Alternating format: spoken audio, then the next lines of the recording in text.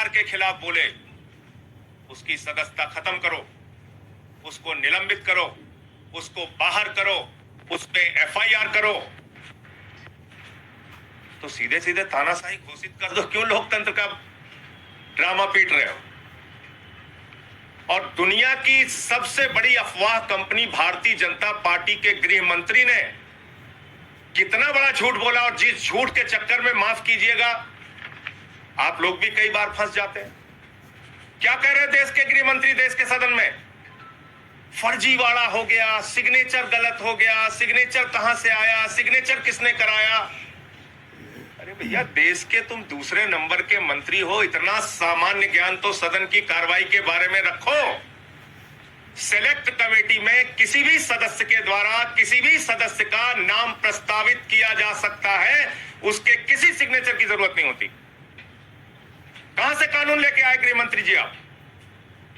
आपका मकसद है राहुल गांधी की तरह राघव चड्ढा की सदस्यता को खत्म करना, एकमात्र मकसद है। जैसे राहुल गांधी की सदस्यता आपने खत्म करी, ऐसे राघव चड्ढा की सदस्यता आप खत्म करना चाहते हैं।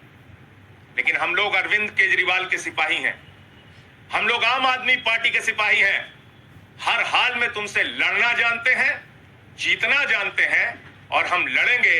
और किसी तरीके से अगर आपने हथकंडे अपनाकर राघव चड्ढा की सदस्यता खत्म की तो दोबारा चुन के आ जाएंगे। तो इसलिए झूठ और अफवाह मत फैलाइए। कोई भी सदस्य किसी का भी नाम प्रस्तावित कर सकता है। बाकी और विस्तार से नियमों के बारे में राघव चड्ढा जी आपके सामने जानकारी देंगे।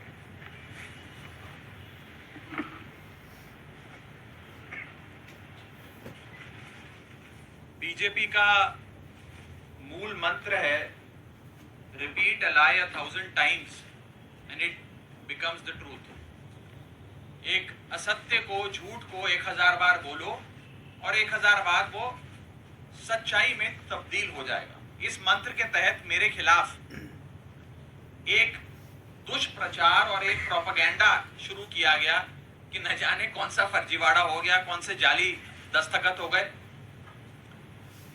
और इसी के चलते मुझे आज आपके सामने आना पड़ा दूध का दूध और पानी का पानी करने के लिए। अमूमन ये देखा जाता है जब भी किसी सदस्य के खिलाफ विशेषाधिकार समिति कोई कार्रवाई शुरू करती है, यानी कि कमिटी ऑफ प्रिविलेजेस कोई प्रोसीडिंग शुरू करती है, तो वो शख्स उस पर कोई सार्वजनिक बयान नहीं देता, कोई पब्लिक स्टेटमेंट नहीं देता है। लेकिन मेरे को मजबूरन आज भारतीय जनता पार्टी के झूठ का पर्दाफाश करने के लिए आपके सामने आना पड़ा, क्योंकि इतना दुष्प्रचार ये लोग कर रहे हैं। लेकिन मैं आज भी अपने बयान में ना कमिटी ऑफ प्रिविलेजेस के बारे में, ना ऑनरेबल चेयर के बारे में कोई भी बयान दूंगा। मैं सिर्फ रूल, पोजीशन और सच्चाई आपके सामने रखूंगा। पहली चीज तो यह है कि यह रूल बुक है जिसके हिसाब से राज्यसभा चलती है। यह रूल बुक, लाल किताब, इस पे लिखा है rules of procedure and conduct of business in the council of states. इस रूल बुक में जो लिखा है वो मैं आपको बताना चाहता हूं। यह रूल बुक कहती है कि किसी भी समिति के, सिलेक्ट कमिटी के गठन के लिए आप नाम प्रस्तावित करते हैं, कोई भी सांसद नाम प्रस्तावित कर सकता है, और जिस मेंबर का नाम प्रपोज किया जाता है, प्रस्तावित किया जाता है, उस मेंबर का ना साइन चाहिए, ना उस मेंबर का सिग्नेचर चाहिए, ना उस मेंबर का रिटन कंसेंट चाहिए। यानी कि इस रूल की किताब में कहीं नहीं लिखा कि सिलेक्ट कमिटी में किसी भी शख्स का, मेंबर का नाम देने के लिए आपको उस प्रस्तावित, प्रपोज्ड मेंबर की रिटन कंसेंट या सिग्नेचर चाहिए। लेकिन एक झूठा प्रचार फैलाया गया कि फर्जीवाड़ा हो गया साइन का। मैं आपको आगे बताना चाहता हूं कि जब भी सिलेक्ट कमिटी के गठन के लिए नाम प्रस्तावित किए जाते हैं तो ना सिग्नेचर लिए जाते हैं, ना सिग्नेचर जमा किए जाते हैं, ना सिग्नेचर की जरूरत होती है। No signatures are required, no signatures are taken and no signatures are submitted. तो जब किसी का हस्ताक्षर लिया ही नहीं, जब कोई हस्ताक्षर जमा किया ही नहीं, तो ये फर्जी साइन का जो एक अफवाह फैलाई जा रही है, ये सरासर गलत, झूठ और बेबुनियाद है। और ये मैं कानून की पोजीशन के हिसाब से बता रहा हूं। और मैं आज इस मंच से बीजेपी के नेताओं को चुनौती देता हूं कि वो कागज लेकर आए मेरे सामने, show me that piece of paper जिसपे ये दस्तखत है। जब कोई दस्तखत है ही नहीं, जब सिग्नेचर होता ही नहीं, तो फर्जी सिग्नेचर की बात कहां से आ गई? मैं चुनौती देता हूं आज बीजेपी को, आप तो इतनी बड़ी पार्टी है, इतनी शक्तिशाली, इतनी ताकतवर सरकार है आपकी, वो कागज दिखाओ मुझे जहां पर हस्ताक्षर है। चुनौती देता हूं मैं आप, अगर आप कह रहे हैं मैंने कोई कागज जमा किया है जिसमें गलत तरीके से किसी के साइन किए गए हैं, तो वो कागज लेकर आओ, मैं आपको चुनौती देता हूं आज। साथियों, मैं आपको आगे बताना चाहूंगा कि बीजेपी के अज्ञान का, उनके इग्नोरेंस का तो मेरे पास कोई इलाज नहीं है, लेकिन प्रोसेस ये होता है कि जब भी कोई विवादित कंट्रोवर्शियल बिल सदन के भीतर आता है, तो एक समिति गठन की एक प्रक्रिया बताई गई है कि अगर कोई मेंबर चाहे कि इस बिल पर मतदान ना हो, इस बिल पर और चर्चा हो और इस बिल में क्या चेंजेस किए जाएं वो बताए जाएं, उसके लिए एक समिति का गठन किया जाए। उस समिति में कुछ नाम प्रस्तावित किए जाते और जिस शख्स को उस समिति में नहीं रहना, वो अपना नाम विड्रॉ कर लेता है। ये प्रपोजल है, ये प्रस्ताव है, किसी को जर जबरदस्ती नहीं बिठा दिया। मैं आपको एक बहुत सरल एग्जाम्पल के माध्यम से ये समझाना चाहूं और आप सब वो मेरी बात समझ जाए। मान लीजिए कि मेरा जन्मदिन है, मैं अपनी जन्मदिन की दावत देता हूं, एक बर्थडे पार्टी आयोजित करता हूं। अपनी बर्थडे पार्टी में मैं 10 लोगों को न्योता देता हूं आने के लिए। 10 में से 8 लोग मेरा न्योता स्वीकार लेते हैं, आ जाते हैं। 2 लोग मेरा न्योता नहीं स्वीकारते, उल्टा मुझे कहते हैं तुम्हारी हिम्मत कैसे हुई हमें न्योता देने की, तुम्हारी हिम्मत कैसे हो गई, मजाल कैसे होगी कि तुमने हमें अपने जन्मदिन का न्योता दे दिया। ये वही बात है, मैंने तो समिति में शामिल करने के लिए न्योता दिया, कोई हस्ताक्षर थोड़ी दिया। लेकिन वो 2 लोग मुझसे खफा हो गए।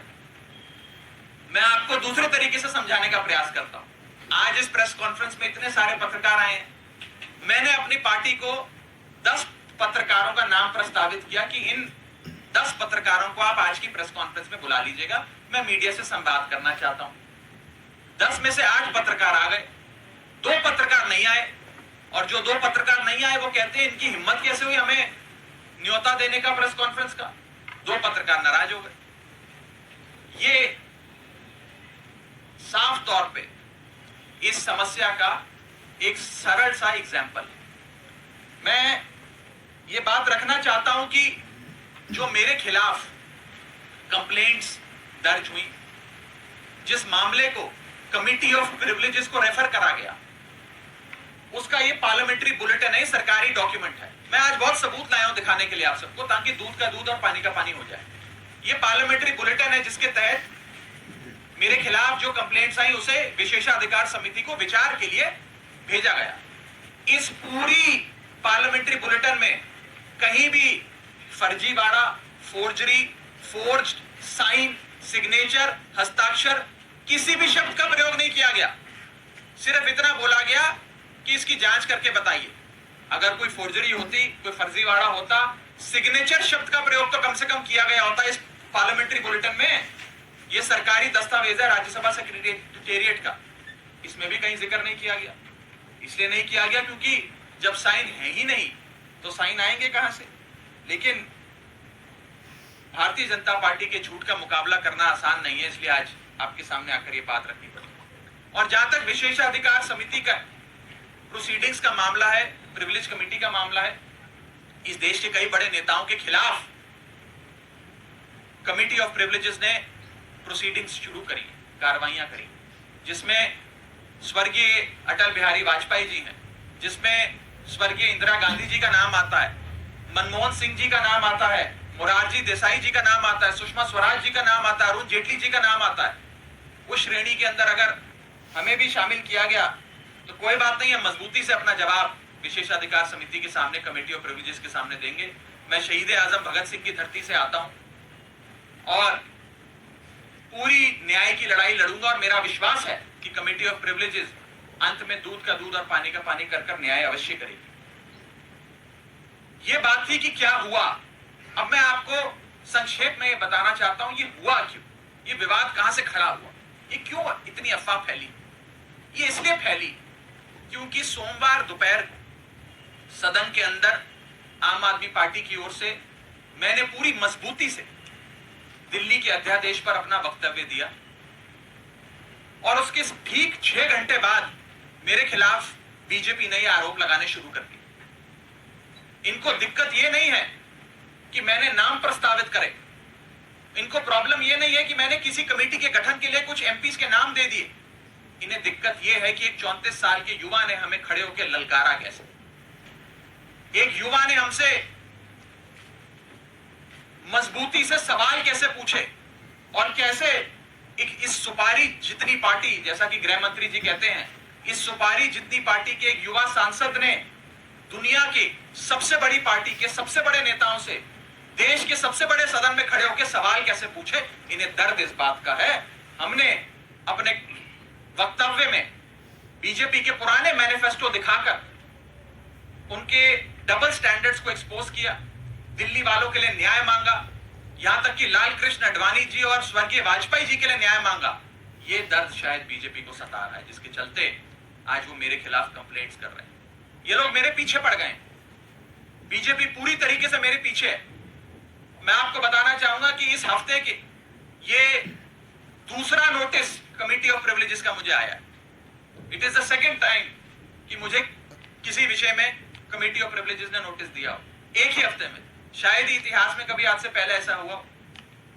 और मैं ये बताना चाहता हूं कि आज के समय हर संभव प्रयास किया जा रहा है कि विपक्ष की आवाज को दबाया जाए। जैसे राहुल गांधी जी की मेंबरशिप छीन ली, हमारे 2 सांसद संजय सिंह जी, सुशील कुमार रिंकू जी, दोनों को सस्पेंड कर दिया, लीडर ऑफ ऑपोजिशन का माइक ऑफ किया जाता है। अगर कोई विपक्ष का साथी खड़े होकर अपनी बात रखता है तो सदन के अंदर खड़े मंत्री उन्हें धमकी देते हैं कि तुम्हारे घर इन्फोर्समेंट डायरेक्टरेट आ जाएगी, सीबीआई आ जाएगी, बैठ जाओ चुप करके। इस प्रकार से एक अघोषित आपातकाल लगाने का प्रयास बीजेपी इस देश में कर रही है और उनका यही मकसद होगा शायद कि मेरी आवाज को भी दबाया जाए। लेकिन मैं कहना चाहता हूं कि ये युवा आवाज है, अरविंद केजरीवाल की एक सिपाही की आवाज है, ये आवाज दबने वाली नहीं है। आप कार्रवाइयां मेरे खिलाफ जितनी मर्जी करिए, आरोप जितने मर्जी लगाइए, लेकिन ये आवाज ना दबेगी ना बंद होगी। और अंत में मैं हाथ जोड़कर बस इतनी विनती करना चाहूंगा आप सब मीडिया के साथियों से कि ये जो आप लगातार पिछले 3 दिन से बीजेपी के झांसे में आकर ये चला रहे हैं कि कोई फर्जीवाड़ा हो गया, फोर्ज सिग्नेचर है, मेरा आपसे हाथ जोड़कर निवेदन है कि इस प्रकार की झूठी खबरें ना चलाएं। मैं आपसे कहना चाहूंगा कि आप सच दिखाएं। आप लोग इस लोकतंत्र के चौथे स्तंभ हैं, कृपया कर बीजेपी के प्रोपेगेंडा में ना फंसें। एक छोटे सेक्शन ऑफ मीडिया ने जरूर एक प्रोपेगेंडा चलाने का प्रयास किया और मुझे मजबूरन उनके खिलाफ कानूनी कार्रवाई करनी पड़ेगी, क्योंकि ना रिकॉर्ड्स में, ना कंप्लेंट्स में, ना पार्लियामेंट्री बुलेटिन में कहीं भी फोर्जरी शब्द का प्रयोग किया गया है। और अंत में मैं इतना ही कहूंगा कि जिन जिन सांसदों ने मेरे खिलाफ फोर्जरी के आरोप लगाए, सदन के बाहर मैंने देखा कई सारे बीजेपी के लोकसभा के सांसदों ने बयान दिए हैं। राज्यसभा के तो शायद किसी सांसद ने नहीं दिए, लेकिन लोकसभा के कुछ सांसदों ने मेरे खिलाफ ये बयान दिए हैं।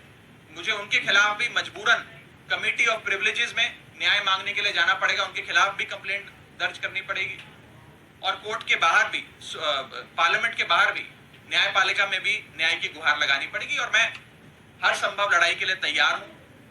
मैं बीजेपी से डरता नहीं और ना डरने वाला हूं। बहुत बहुत शुक्रिया।